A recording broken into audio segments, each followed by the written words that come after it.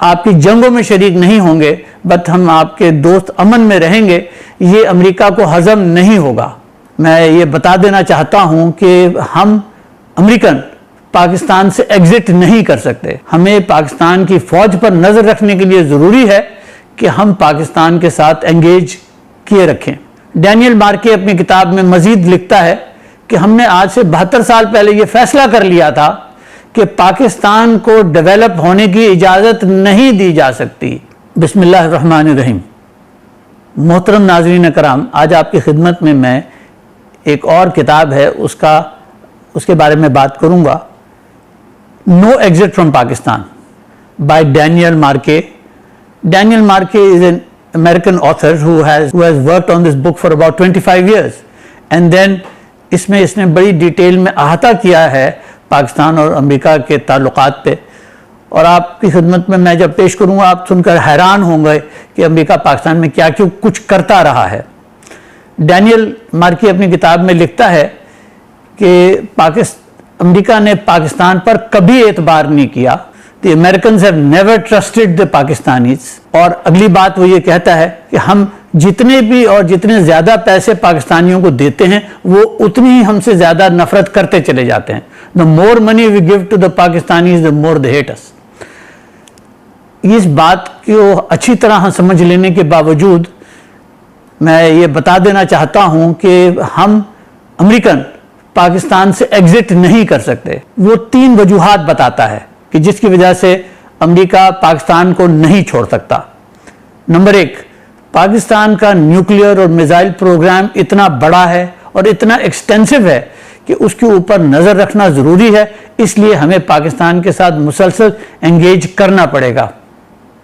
दूसरी बात, पाकिस्तान दुनिया का वो वाहिद मुल्क है जिसका चीन की सिविल और मिलिट्री एस्टेब्लिशमेंट दोनों से बहुत गहरे ताल्लुकात हैं, तो चीन पर नजर रखने के लिए पाकिस्तान के साथ ताल्लुकात रखना बहुत अशद जरूरी है।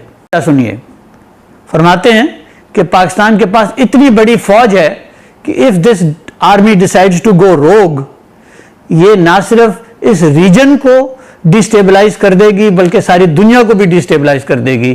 तो लिहाजा हमें पाकिस्तान की फौज पर नजर रखने के लिए जरूरी है कि हम पाकिस्तान के साथ एंगेज किए रखें।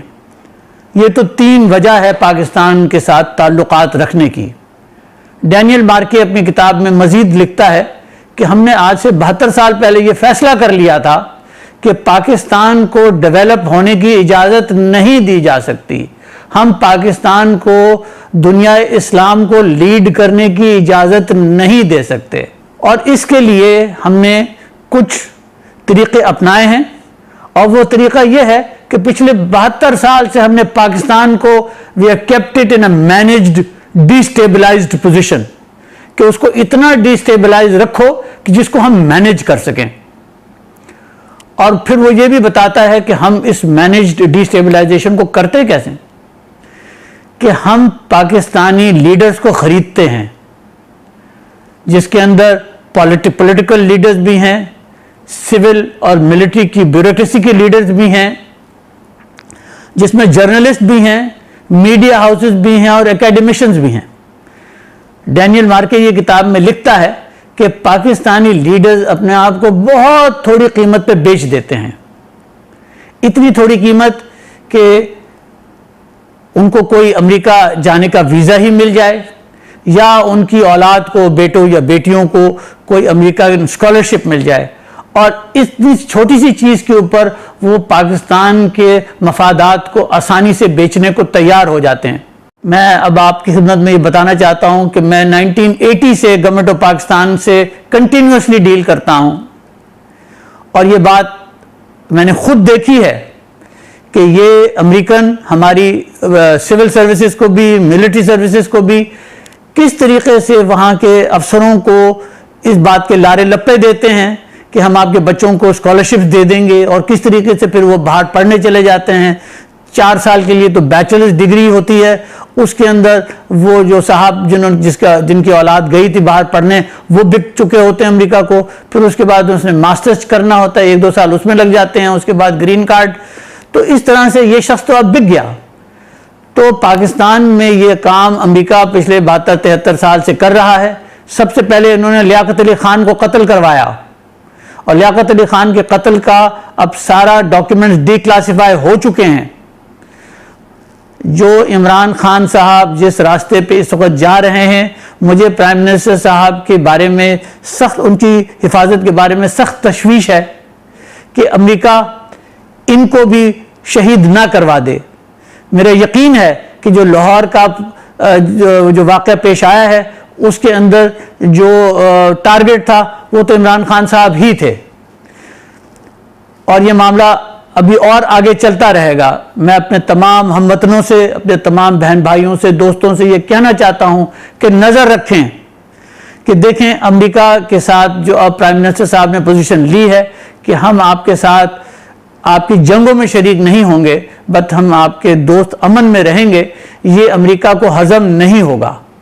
अमेरिका की पिछले 100 साल की तारीख ये बताती है कि दुनिया के अगर किसी लीडर ने अमेरिका की मर्जी के हिसाब से काम नहीं किया तो उन्होंने उसको कत्ल करवाया है।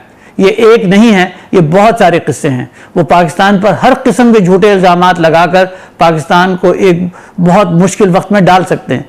तो मेरे भाइयों, बहनों, दोस्तों, बुजुर्गों, ये समझ लो कि हम सबको खड़ा होकर पाकिस्तान के लिए खड़ा होना होगा और हिफाजत करनी होगी और देखना होगा कि किन के बच्चे बाहर पढ़ रहे हैं और वो किन स्कॉलरशिप्स पे गए हैं और वो किन किन पोजीशन पे पाकिस्तान में बैठे हुए हैं। सिविल भी है, मिलिट्री भी है, पुलिस भी है, रेंजर्स भी है, बॉर्डर सिक्योरिटी फोर्स, सब लोग हैं जिनके साथ अमेरिका ने ये उनको खरीदा हुआ है।